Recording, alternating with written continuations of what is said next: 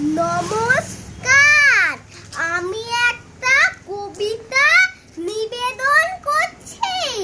কবিতার নাম বিপ্লবী রাসবিহারী বসু, লেখক সুদর্শন দাস। আইরে আয় ছেলের দল, গল্প বলি একটা।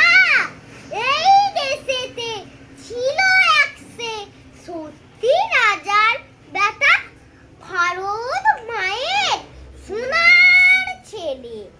কেউ ছিল না তার জুড়ি, সব সময়ে থাকতো মেতে ছড়িয়ে কথার ফুলঝুরি।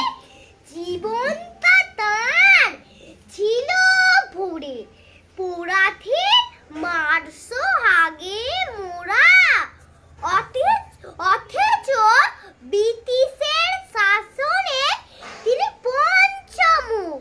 কেউ ছিল না তার জোড়া। দেরাদুন বন বিভাগে সামান্য যে কর্মী, তার দেশ সাধনা নাই তুলনা। যেন মন্ত্রপুত অগ্নি, 20-22টা বিদেশি ভাষা সব ছিল তার জানা।